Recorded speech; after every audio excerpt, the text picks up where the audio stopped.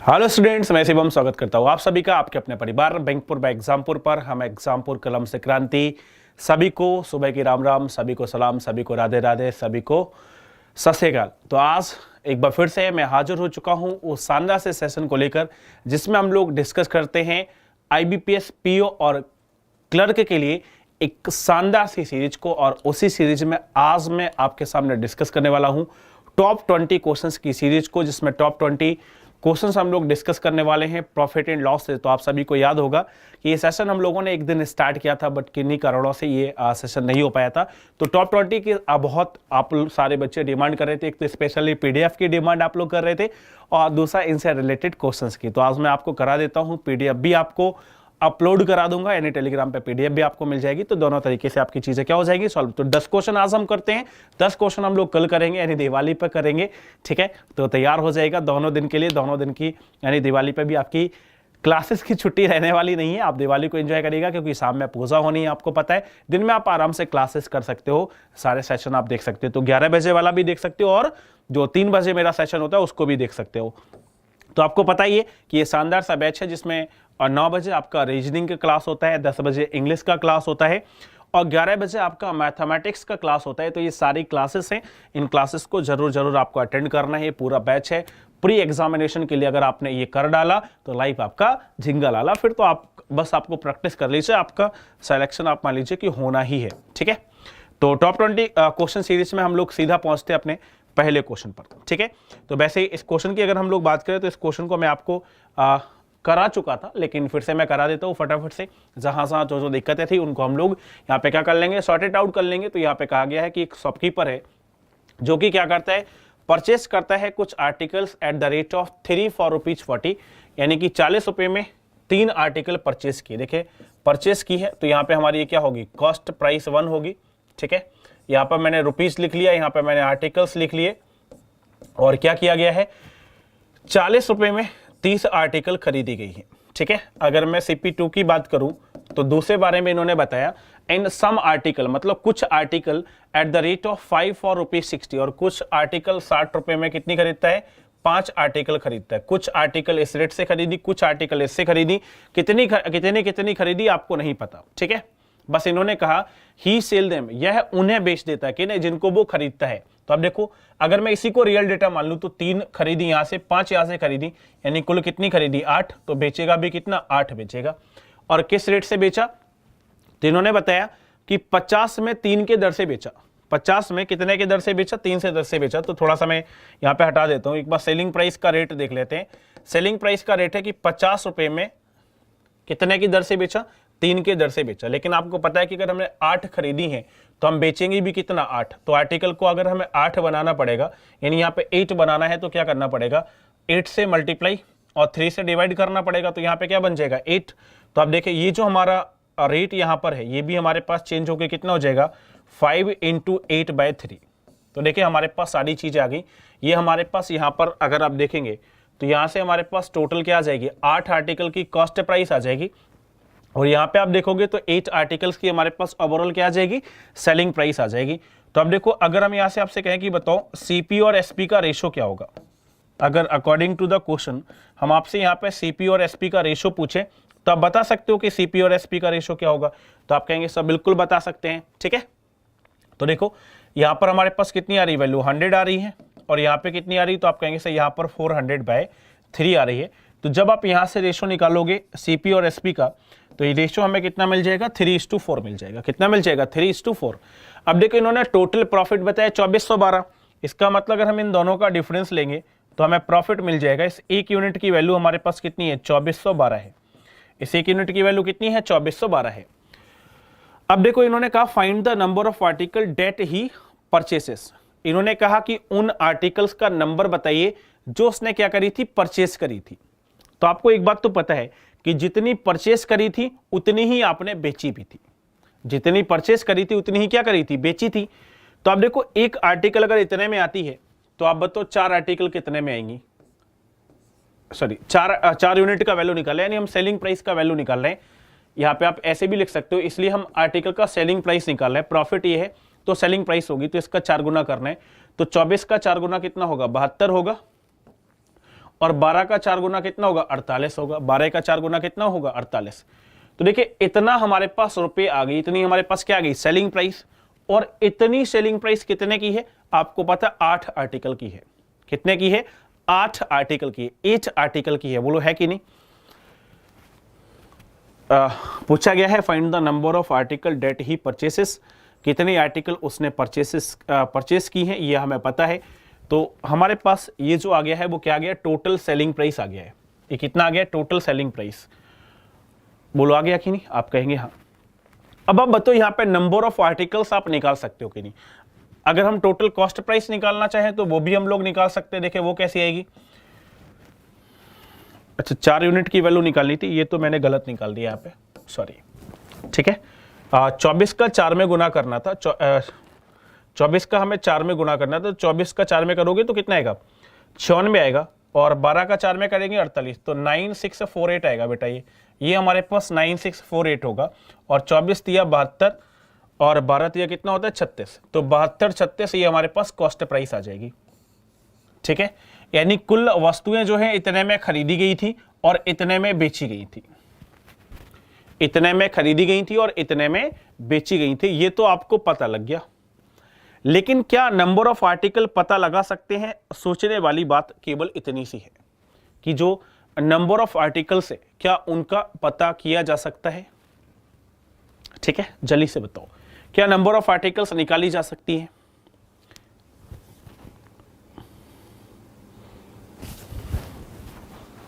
फटाफट से बताना है, क्या हम नंबर ऑफ आर्टिकल्स जो है वो निकाल सकते हैं।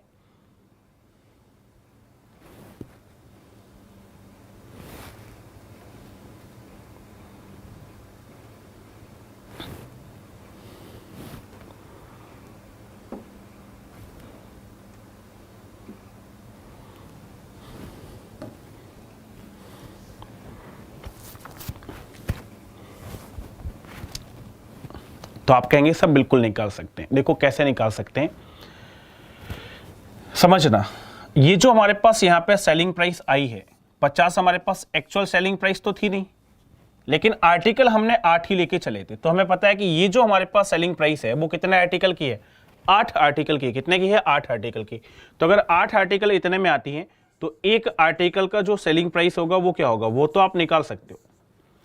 लेकिन मेरे भाई उन्होंने तो हमसे नंबर ऑफ आर्टिकल्स पूछी हैं। क्या पूछी है, नंबर ऑफ आर्टिकल्स पूछी हैं। तो ये मेरे भाई आप कैसे निकालोगे, ये आप कैसे निकालोगे फटाफट से बताओ। तो आप कहोगे सर ये तो आसानी से निकल आएगा।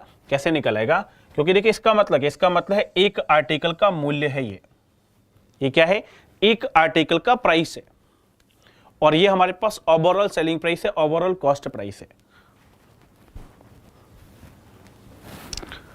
इतनी बात समझ आ गई कि नहीं आ गई, जल्दी से बताओ। पहले सभी लोग कमेंट करके बताएंगे कि इतनी बात जो है वो आपको क्लियर है या फिर नहीं है।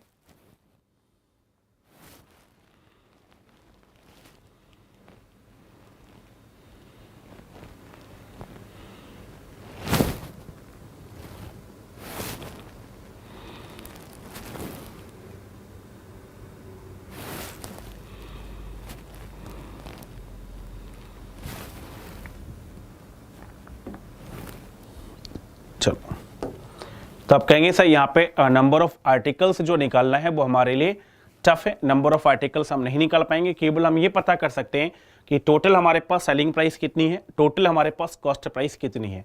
देखो क्यों नहीं निकाल सकते, समझना। अगर हमारे पास यहां पर जो यहां पर जो वैल्यू है,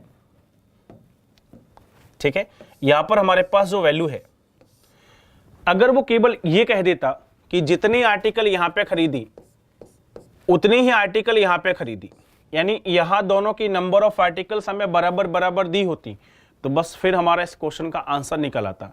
चूंकि ऐसा नहीं है इसलिए हमारा इसका आंसर जो है वो क्या जाएगा, CND जाएगा। यानी इसका आंसर जो है ऑप्शन नंबर क्या होगा बेटा, डी होगा। ऑप्शन नंबर डी होगा। इसमें आप नंबर ऑफ आर्टिकल्स नहीं निकाल सकते, क्योंकि आपको नहीं पता है कि देखिए इससे कितनी खरीदी, इस रेट से कितनी खरीदी। ध्यान रखिएगा, ये बात हमेशा यहां पर आपको फिक्स्ड कर लेनी है कि आप यहां पे फाइंड आउट नहीं कर पाओगे। ठीक है,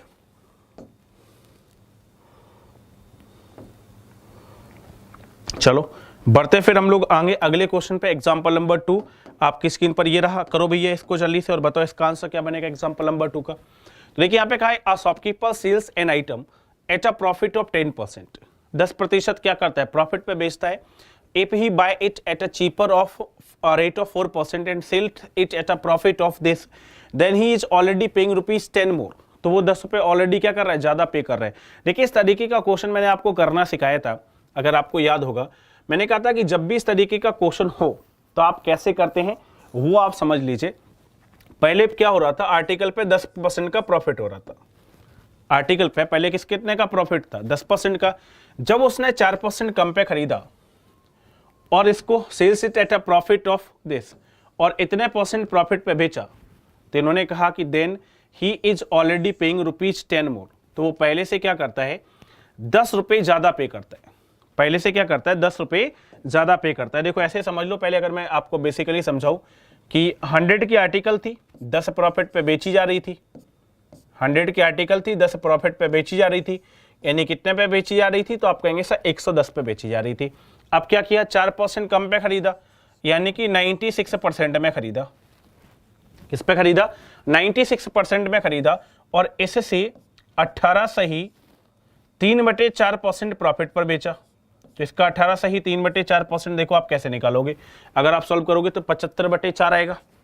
ठीक है, यानी इस वैल्यू का 96% का आपको 75/4% आपको निकालना पड़ेगा। निकालना पड़ेगा कि नहीं? तो देखो इतना आपको कुछ करने की जरूरत है नहीं है, मैंने आपको सीधा सीधा बताया कि यार ऐसे करोगे तो देखो अब आपका क्वेश्चन साफ साफ आपको नजर आ रहा होगा कि क्या हो गया, कॉम्प्लिकेटेड हो गया। तो फिर मेरे भाई कैसे करना होता है, आपको पता है कि इनिशियल में हमारे पास 10% का प्रॉफिट है। जब आपने क्या किया, इसको दोबारा बेचा, तो आपके पास जो प्रॉफिट हुआ वो कितने का हुआ, तो प्रॉफिट आपके पास हुआ 18 सही 3/4% का प्रॉफिट हुआ। यानी इनिशियल में इतने का प्रॉफिट था, फाइनली इतने का प्रॉफिट है। प्रॉफिट का मतलब प्लस, दोनों का डिफरेंस लेते हैं, तो दोनों के बीच का जो डिफरेंस आएगा वो कितना आएगा, तो आप कहेंगे सर 8 सही 3/4% आएगा। कितना आएगा, 8 सही 3/4%। अगर मैं आपसे कहूं कि यार इतना डिफरेंस क्यों आया प्रॉफिट में, तो आप कहेंगे सर सीपी में परिवर्तन हुआ था और सीपी क्या हुई थी, कम हुई थी। और जब भी सीपी कम होती है तो सीपी कम होने पे क्या होता है, प्रॉफिट होता है। तो यहां पर हम प्लस का 4% लिखेंगे। कितना लिखेंगे, प्लस का 4% लिखेंगे। बोलो ये बात क्लियर, आप कहेंगे हाँ। और हुआ क्या कि जो जितना पहले वो पे कर रहा था उससे अब ज्यादा पे कर रहा है। इसका मतलब क्या हुआ, इसका मतलब हुआ कि जितना वो पहले पे कर रहा था, यानी जितनी सेलिंग प्राइस थी अब उससे क्या कर रहा है, अब उससे ज्यादा 10 रुपए सेलिंग प्राइस क्या है, ज्यादा। देखो लिखा भी है, पहले से 10 अधिक रुपए पा लेता है। इसका मतलब उसकी जो सेलिंग प्राइस है वो 10 रुपए बढ़ गई। और सेलिंग प्राइस जब भी बढ़ती है तब भी हमारे पास क्या होता है, प्रॉफिट होता है। ध्यान रखना, कॉस्ट प्राइस घटती है तो भी प्रॉफिट होता है, सेलिंग प्राइस बढ़ती है तो भी हमारे पास क्या होता है, प्रॉफिट होता है। अब अंतिम में मैंने बताया था कि जो भी वैल्यू यहां पर है उसका इतना % निकालना होता है। इसका मतलब 75/4%। इसका मतलब क्या, 75 इंटू 4%। तो देखिए इंटू जब आप इसमें 4 करेंगे तो 4 से 4 तो कैंसिल हो जाएगा, अब बचेगा हमारे पास 75%। ठीक है, यहां पे देख लो, अगर हम इस वैल्यू में 4% का गुणा करेंगे तो मैंने कहा 4 से 4 तो कैंसिल हो जाएगा और इसको करोगे तो 3/4% आएगा। ये कितना आएगा, 3/4%। तो इसको हम लोग लिख लेते हैं 3/4%। ये बात समझ आ गई, आप कहेंगे हाँ। अब देखो इस वैल्यू को अगर हम देखें तो ये कितना है, 4 और 3/4 और ये 8/3/4 है। तो जब आप इस पूरी वैल्यू को यहाँ पे लेके आएंगे तो केवल हमारे पास क्या बचेगा, केवल हमारे पास 4% बचेगा। और 4% की वैल्यू कितने के बराबर हो जाएगी, 10 के बराबर हो जाएगी। और पूछा क्या जा रहा है, वस्तु का वास्तविक क्रय मूल्य क्या होगा। देखिए वस्तु का वास्तविक क्रय मूल्य का मतलब 100% की वैल्यू पूछी जा रही है। कितने की वैल्यू पूछी जा रही है, 100% की। तो इसका 25 गुना, तो 10 का 25 गुना कर दो, कितना आएगा, 250 आएगा। तो देखिए जब आप इस तरीके से करोगे तो ये आसानी से क्वेश्चन सॉल्व हो जाएगा और 250 रुपीज आपको क्या मिल जाएगा, आंसर मिल जाएगा। 250 रुपये क्या बन जाएगा, आंसर बन जाएगा। तो देखें बेहतरीन क्वेश्चन था, ये भी अच्छे लेवल का क्वेश्चन था। टॉप 20 का मतलब टॉप 20 है ना। चलो बढ़ते हैं अगले क्वेश्चन पे आगे, देखते हैं एग्जाम्पल नंबर 3। इसीलिए मैंने कहा कि 10 आज कराऊंगा और 10 क्या कराऊंगा, आपको कल कराऊंगा। ठीक है, तो यहां पे कहा गया है कि एक फ्रूट वेंडर है जो कि 300 रुपये बनाना परचेस करता है और किस पे, एट द रेट ऑफ 30 और रुपीज पर 20 बनाना। देखो यहाँ पे रेट क्या है, अगर आप देखोगे तो 30 और रुपये रेट है, और कितनी आर्टिकल का, तो आप कहेंगे सर 20 आर्टिकल का, ठीक है। या आप ऐसे भी अगर आप देखोगे तो ऐसे भी देख सकते हो, छोटा सा अगर लिखना हो तो आप कहोगे कि 20 जो बनाना है, 20 जो बनाना है उनका रेट कितना है, 30 रुपए है, और इस रेट से कितना खरीदना है, 300 खरीदना है। कितना खरीदना है भैया, 300 खरीदना है। तो आप देखो 300 अगर हमें इसी रेट से खरीदना है तो कितना गुना हुआ, 20 का 30 कितना हुआ, 15 गुना। तो इसका 15 कर लो, 15 गुना, तो कितना आएगा, 450 रुपये आएगा। कितना आएगा, 450 रुपये। और खरीदा है तो इसको आप क्या कहोगे, इसको आप कहोगे कॉस्ट प्राइस। इसको आपको क्या कहोगे, कॉस्ट प्राइस। अब आगे क्या कहा, 80 bananas were rotten and hence throw away, 80 खराब होने की वजह से फेंक दिए गए। तो अब हमारे पास कितने बच्चे, अब हमारे पास केवल 220 बच्चे। कितने बच्चे, 220। फिर आगे इन्होंने कहा he sells 10 dozen at the rate of 25 rupees per dozen. देखो 10 दर्जन का, एक दर्जन में होते हैं 12, तो 10 दर्जन का मतलब कितना हुआ, 120। देखो रिमेनिंग हमारे पास बच्चे कितने, रिमेनिंग हमारे पास बच्चे 220, और इनमें से 120 की अगर हम लोग बात करें, ठीक है, तो किस रेट से बेचे हैं, 25 रुपए प्रति दर्जन के हिसाब से। एक दर्जन का रेट 25, तो 10 दर्जन का रेट कितना होगा, 250। यानी कि इन 120 को कितने में बेचा, 250 रुपए में बेचा। इन 120 को कितने में बेचा है, 250 रुपए में बेचा है। And the remaining at 3.50 rupees per banana. अब देखो रिमेनिंग कितना बचा है, तो आप कहेंगे सर रिमेनिंग बचा हमारे पास 100। रिमेनिंग कितना बचा, 100, और इनको 3.5 के रेट से बेचा। 3.5 का मतलब 7/2 लिख सकते हैं, तो आप कहेंगे सर बिल्कुल ले सकते हैं। देखिए इससे कितनी बार, 50 बार, और 7 पन्ना 35, यानी कितना जाएगा, 350 आ जाएगा। तो 350 रुपए वो यहां से कमा लेगा। फाइंड हिज प्रॉफिट और loss percentage in the whole business, तो उसका कुल व्यापार में जो लाभ या हानि प्रतिशत है वो क्या होगा, ये हमसे पूछा जा रहा है। तो निकाल लेते भैया, अब तो कोई दिक्कत है नहीं। देखो 450 में खरीदा था, और अगर हम यहां से देखें तो 300 और 200 कितना होगा, 500, और 100 और यानी 600। तो हमने बेचा कितने में है, 600 में। ओवरऑल 600 में बेचा है। तो 450 की आर्टिकल अगर आप 600 में बेचते हैं तो कितने का प्रॉफिट होगा, तो आप कहेंगे सर 150 का प्रॉफिट होगा। कितने का प्रॉफिट होगा, 150 का। कितने पे, 450 पे, 450 पे, और इंटू में हमारे लिए क्या आएगा, 100 आएगा। यानी कि जो हमारा प्रॉफिट परसेंट है, अगर इसकी बात करें तो कितना हो जाएगा, 33.33% हो जाएगा, या 33 सही 1/3% हो जाएगा। और एक इसमें है ऑप्शन नंबर सी में, तो ऑप्शन नंबर सी हमारा क्या बन जाएगा, सही जवाब हो जाएगा। Option number C will be the right answer of this question. ठीक है, चलो आज आते हैं एग्जाम्पल नंबर 4 पे फटाफट। एग्जाम्पल नंबर 4 क्या कह रहे हैं, देखो हमारे साथ ही सॉल्व करते जाना। जितने भी बच्चे यहाँ पे इन क्वेश्चंस को देख रहे हैं, अगर आप चाहें तो आप हमारे साथ ट्राई कर सकते हैं, और अगर आपसे नहीं हो रहा है तो कोई दिक्कत नहीं, आपके पास पीडीएफ पहुंचेगी, आप वीडियो को देख लेना, फिर आप सॉल्व कर लेना, कोई दिक्कत नहीं। चलो इसको ट्राई करो, फटाफट से इसको ट्राई करो।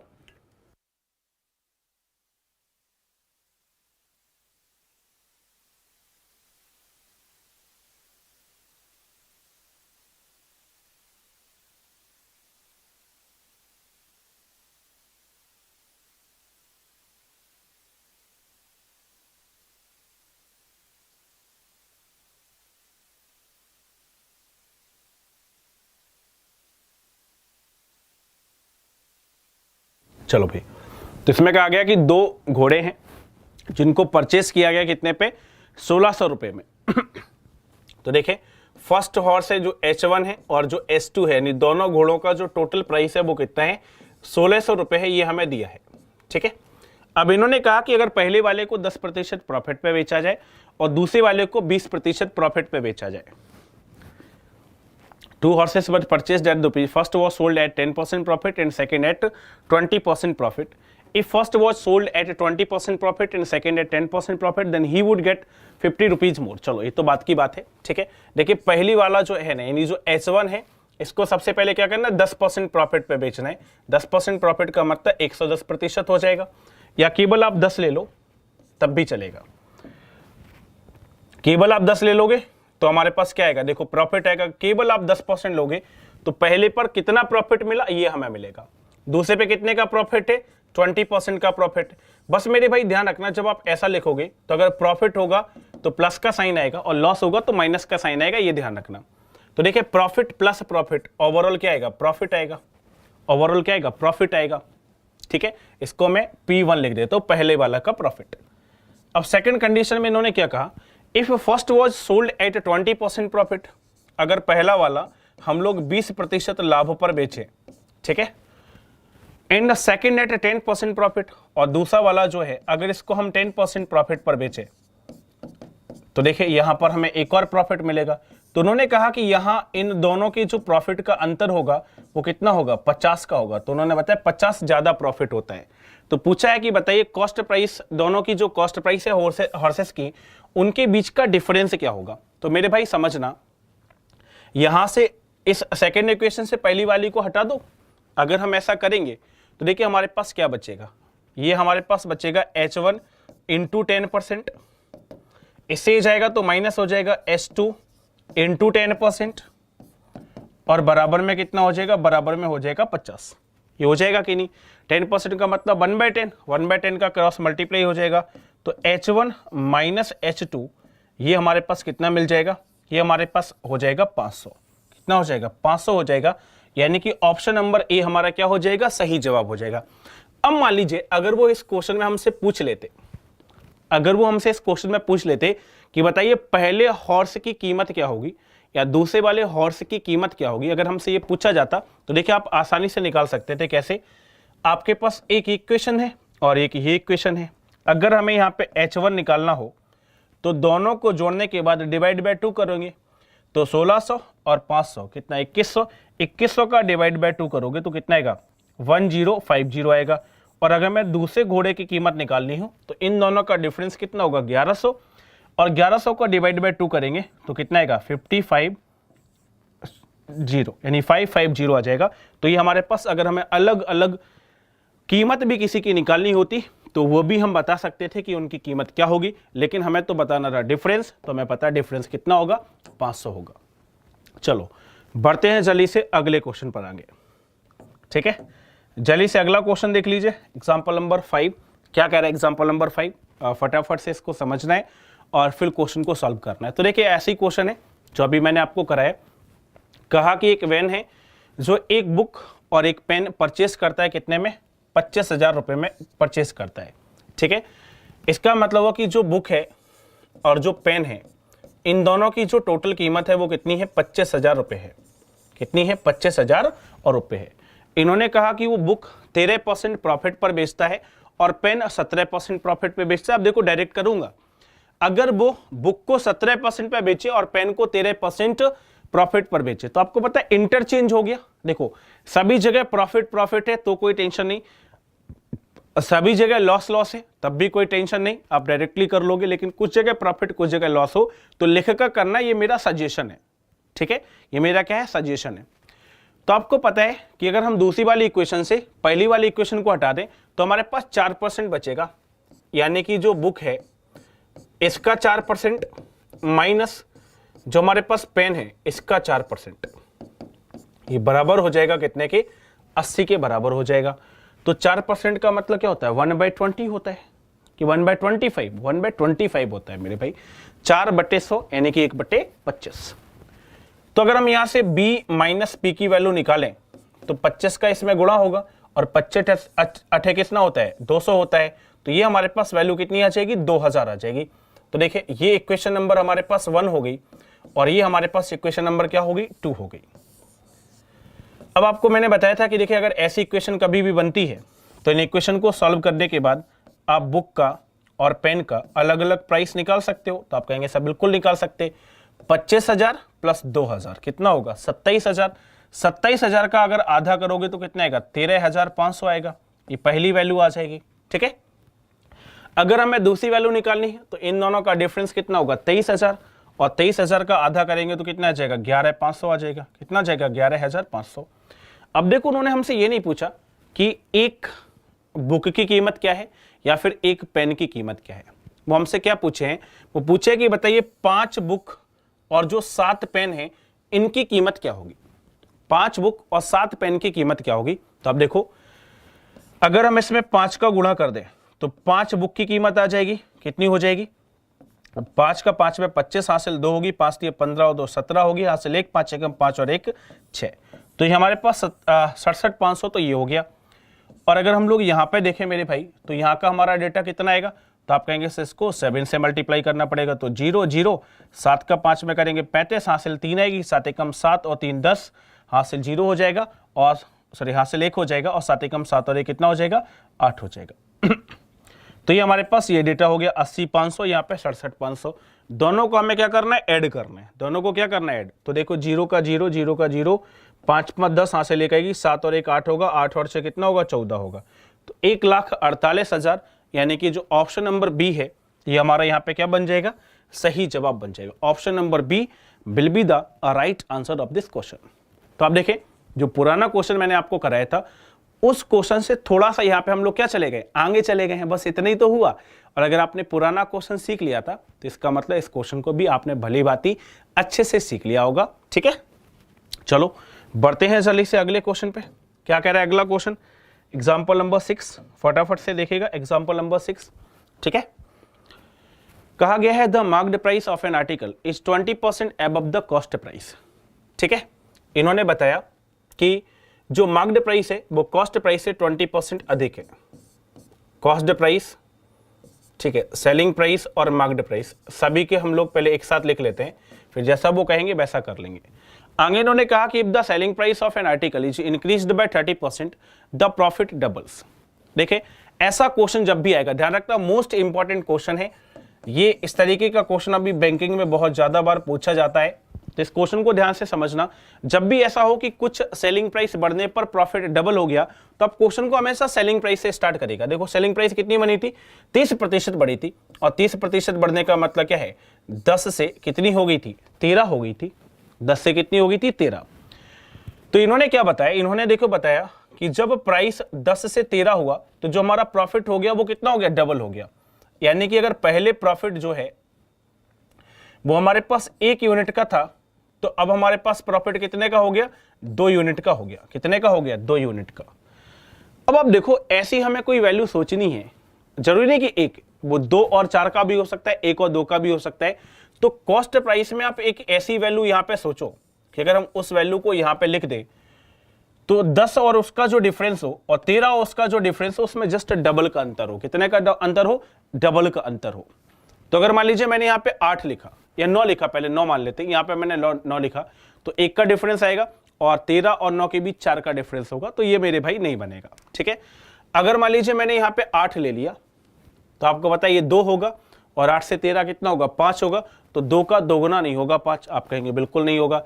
अगर यहाँ पे मैंने 7 लिया तो देखो ये कितना बनेगा, 3, और ये कितना हो जाएगा, 6, तो 3 का दोगुना हो जाएगा 6, तो आप कहेंगे बिल्कुल, तो यहाँ पे 7 आ गया। अब मान लीजिए अगर आप ऐसा नहीं सोच पाते हो, कोई दिक्कत नहीं, कोई घबराने वाली बात नहीं है। अगर आप ऐसा नहीं सोच पाते तो देखो आप इसको कैसे लिखेंगे, ये हमारा x हो गया, ये हमारे पास क्या हो गया, 2x हो गया। और अब आप इसको ऐसे सॉल्व कर सकते हो अकॉर्डिंग टू द क्वेश्चन। ठीक है, देखिए 10 - x करोगे तो कॉस्ट प्राइस आएगा, और 13 - 2x करोगे तब भी हमारे पास क्या आएगा, कॉस्ट प्राइस आएगा। तो इसको हम यहाँ पे ले आते हैं तो कितना बचेगा, x, और इसको हम वहां ले जाते तो कितना, 3, तो x की वैल्यू कितनी आ गई, 3। तो देखिए यहाँ पे 3 होगा तो यहाँ पे कितना होगा, 6 होगा, और दोनों ही केस में ये वैल्यू कितनी आएगी, 7। तो ऐसे भी आप इसको समझ सकते हो। अब आप कनेक्ट करो, इससे अगर हम 20% एक्स्ट्रा कर दें तो क्या आ जाएगी, हमारे पास MRP आ जाएगी। तो देखिए इसका 10% कितना आएगा, 0.7, 20% कितना होगा, 1.7, तो इसकी जो MRP है वो कितनी हो गई, 8.4 यूनिट हो गई। कितनी हो गई, 1.4 यूनिट। तो मेरे भाई आपके पास हर चीज होगी। देखिए सेलिंग प्राइस पहले ये थी, अब सेलिंग प्राइस इतनी है, कॉस्ट प्राइस दोनों ही केस में हमारे पास इतनी है, और MRP जो है वो हमारे पास कितनी है, इतनी है। अब कुछ ना कुछ तो दिया होगा उन्होंने, देखो क्या दिया। उन्होंने कहा कि जो आर्टिकल की मार्क्ड प्राइस है वो कितनी है, 480 है। तो पूछा जा रहा है the original selling price is, देखो क्या हमें दिया है। अगर हम लोग यहां से देखें तो प्रश्न के अनुसार हमें बताया गया कि जो 8.4 यूनिट है ये बराबर है 480 के। कितने के बराबर है, 480 के बराबर है। तो अगर देखें हम यहां से पॉइंट हटाएंगे तो अपन में कितना आएगा, 0, और अब हम कैंसिल आउट करते हैं तो 12 से कितनी बार, 40 बार, और ये कितनी बार, 7 बार। कितनी बार हो जाएगा, 7 बार। तो 60 यूनिट की वैल्यू कितनी हो जाएगी, 400 हो जाएगी। 7 यूनिट की वैल्यू कितनी हो जाएगी, 400, और पूछी कितने की गई है, 10 यूनिट की वैल्यू पूछी गई है। कितने की पूछी गई, 10 की। तो देखिए 10 यूनिट की वैल्यू निकालेंगे तो 4000 डिवाइडेड बाय 7, इसको सॉल्व करना है। तो 7 से 5 बार जाएगा, 7 पन्ना 35 बचेगा, 5 50 हो जाएगा, 7 7 जा 49 बचेगा, 1 10 हो जाएगा, और 7 बन जा 7 बचेगा, 3 हो जाएगा 30, 7 4 जा 28। तो 571.4 ये हमारा उत्तर होगा। और ये हमारे पास किस ऑप्शन में है, ऑप्शन नंबर सी में। तो जो ऑप्शन नंबर सी है ये हमारा क्या बन जाएगा, बिल्कुल यहाँ पे सही जवाब हो जाएगा, यानी कि option number C will be the right answer of this question. So मुझे यहाँ पे पूरा भरोसा है कि आप सभी लोगों को ये क्वेश्चन समझ आ गया होगा। मैंने कहा मोस्ट इंपॉर्टेंट क्वेश्चन है, तो इसको आप बहुत बार प्रैक्टिस करिएगा, 2 से 3 बार जब आप इसकी प्रैक्टिस करेंगे तो आराम से ये क्वेश्चन आपका जो है वो सॉल्व हो जाएगा। ठीक है, चलो बढ़ते हम लोग अगले क्वेश्चन पे आएंगे। तो यहाँ पे अगला क्वेश्चन जो है वो एग्जाम्पल नंबर क्या है, 7। जल्दी से देखना है कि जो एग्जाम्पल नंबर 7 होगा ये हमारा क्या होगा, इसको किस तरीके से कैलकुलेट करना है। तो इन्होंने कहा the net profit percentage on the sale of a watch and a google, google लिखा है, गॉगल एक्चुअल में होगा ये बेटा। ठीक है, यहाँ पे गूगल लिखा है लेकिन ये क्या होगा, गॉगल होगा। और गॉगल की स्पेलिंग जो है वो थोड़ी सी गूगल से जो है वो मिलती जुलती है, जैसे यहाँ पे लिखा ना गॉगल्स, तो यही हमारे पास वहां पे एक्चुअल में इज 50%। इन्होंने कहा कि जो नेट प्रॉफिट परसेंट है किस पे, जब आप एक घड़ी बेचते हैं और एक गॉगल बेचते हैं उस पे कितने का है, 50% का प्रॉफिट होता है। ठीक है, आगे क्या कहा, the cost price of 6 watch is equal to the selling price of 10 goggle and the cost price of 6 goggles is equal to selling price of 1 watch. ये जो डेटा है पहले आपको इसको समझना होगा, इसी से हमारी सारी चीजें चलनी है। ठीक है, यानी कि सारा काम हमारा जो है वो इसी से होना है। तो लिख लेते हैं, जो हमारे पास डेटा दिया है, सीपी ऑफ 6 वॉचेज, 6 घड़ियों की इन्होंने कहा जो कीमत है वो बराबर है, ऐसा करो इसको, थोड़ा सा बेहतरीन क्वेश्चन है, हम ऐसा करते हैं, इसमें समय थोड़ा सा ज्यादा भी लगेगा और अभी आप उतना अच्छे से समझ नहीं पाओगे, लेकिन अगर आप इसको एक बार ट्राई करके आओगे ना और फिर इसको समझोगे तो बड़े आसानी से समझ लोगे। ठीक है, तो मैं चाह रहा हूं कि इसको मैं आपको होमवर्क में दे दूं, क्योंकि बन तो जाएगा लेकिन आपको उतना मजा नहीं आएगा अभी, एक बार आप इसको करके आइएगा। ठीक है, तो इसका आंसर आपको क्या करना है, ऑफलाइन कमेंट बॉक्स में, होमवर्क का क्वेश्चन है ये, ऑफलाइन कमेंट बॉक्स में कमेंट करके बताना। अगर आपसे नहीं होता है तो मेरे भाई लिख देना कि आपसे नहीं हुआ। ठीक है, और अगर हो जाता है तो बहुत अच्छे, मजा आ जाएगा अगर आप लोग इसको कर लोगे। ठीक है, ऑफलाइन कमेंट बॉक्स में कमेंट करके आपको बताना है एग्जाम्पल नंबर 7 का उत्तर क्या बनेगा। ठीक है बेटा, चलो आ जाते हैं हम लोग 8वें नंबर के क्वेश्चन पे, एग्जाम्पल नंबर 8। क्या कह रहा है एग्जाम्पल नंबर 8, इसको समझिएगा जल्दी से।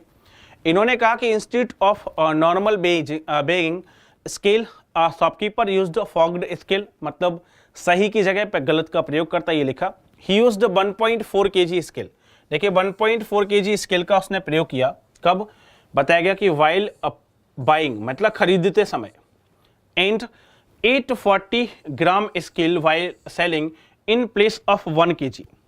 देखो क्या हुआ, दो चीजें हुई, एक तो खरीदा और एक बेचा। खरीदते समय उसने क्या किया, 1 kg की जगह 1.4 kg ले लिया। मान लीजिए मैं एक शॉपकीपर हूं, आप कस्टमर है, आप मेरे पास कोई आर्टिकल देने आए, मैंने आपके साथ बेईमानी करके 1 किलो की जगह 1.4 किलो ले लिया। कितना ले लिया, 1 किलो की जगह 1.4 किलो ले लिया।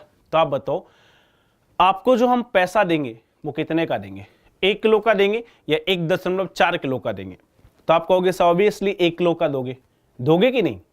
मैं आपको जो पैसा दूंगा वो 1 किलो का दूंगा, जबकि मेरे पास आर्टिकल कितनी आ जाएगी, 1.4 kg आ जाएगी। तो मेरा जो इन्वेस्टमेंट होगा वो कितने का होगा, 1 किलो का होगा। और इन्वेस्टमेंट को क्या बोलते हैं, कॉस्ट प्राइस। तो यहाँ पे 1 लिखेंगे और यहाँ पे कितना लिखेंगे, यहाँ पे लिखेंगे 1.4, कितना लिखेंगे 1.4। तो अगर आप यहाँ से रेशो निकालो तो देखिए रेशो कितना आ जाएगा, ये आ जाएगा 5:7। कितना आ जाएगा, 5:7। और अब अगले की बात करते हैं। देखिए जब मैंने आपको बेचा तो मैंने क्या किया, 840 ग्राम दिया आपको 1 किलोग्राम की जगह।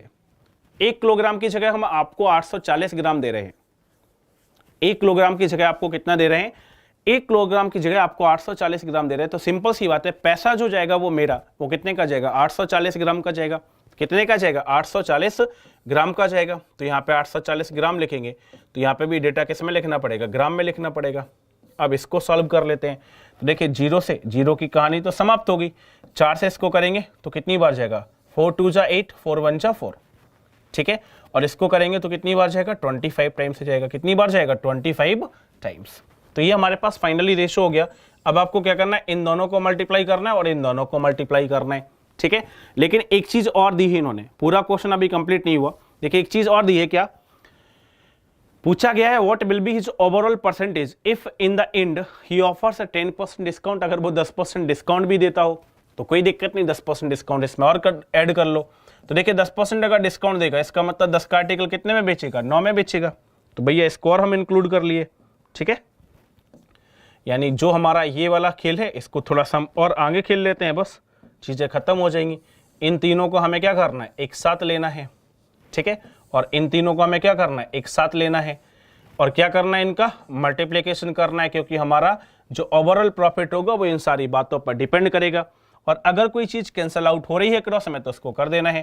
तो देखिए 5 से कितनी बार, 5 बार, 5 से कितनी बार, 2 बार, ठीक है।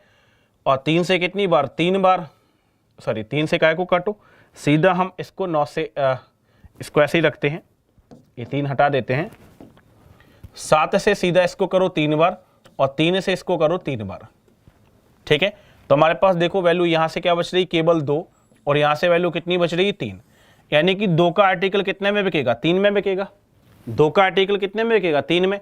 इसका मतलब 1 का प्रॉफिट, और वो भी कितने पे, 2 पे। इंटू कर दो 100, तो बेटा कितना आ जाएगा, 50% आ जाएगा। कितना आ जाएगा, 50% आ जाएगा। बोलो समझ आ गया, जल्दी से बताओ, क्या सभी को समझ आ गया? आप कहेंगे बिल्कुल आ गया, ठीक है। तो एक क्वेश्चन मैं आपको दे चुका हूं, जल्दी से आपको 2 क्वेश्चन अच्छा, एक क्वेश्चन मैं आपको दे चुका था, ठीक है। तो ये हमारा यहाँ पे जो है वो पहला सेशन रहेगा, ठीक। और यहाँ पे पहले सेशन में हम लोगों ने 8 क्वेश्चंस किए हैं। एक क्वेश्चन जिसमें आपका होमवर्क है, 7 क्वेश्चन हम लोगों ने यहाँ पे किए हैं। बेहतरीन क्वेश्चन थे, सारे सारे आपको कॉन्सेप्ट के साथ बताए गए, ठीक है।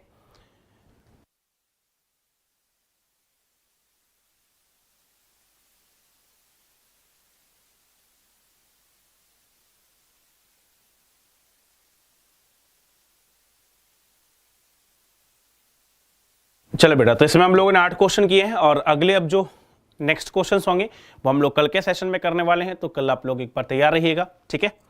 इसके अलावा ये आपको बैच का टाइमिंग सारे लोगों को पता ही है। और अगर आप अभी तक हमारे चैनल पर नए हैं और हमारे चैनल को आपने सब्सक्राइब नहीं किया है तो मेरे भाई चैनल को सब्सक्राइब कर लीजिएगा, बेल आइकन को प्रेस कर दीजिएगा, ताकि इस चैनल पर आने वाले सभी क्लासेस का नोटिफिकेशंस आपको मिल सके, ठीक है।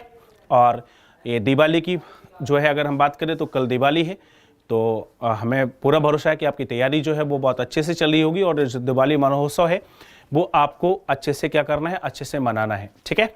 तो आज के लिए फिर हम लोग इतना ही रखते हैं। कल मुलाकात होगी एक नए सेशन के साथ, जिसमें हम लोग डिस्कस करेंगे इसके आगे के क्वेश्चंस को। तो बने रहेगा मेरे साथ, जुड़े रहेगा, अपने और अपने घर वालों का ख्याल रखिएगा। लेता हूं आपसे विदा। जय हिंद, जय भारत, जय एग्जामपुर, कर बेचे एग्जामपुर।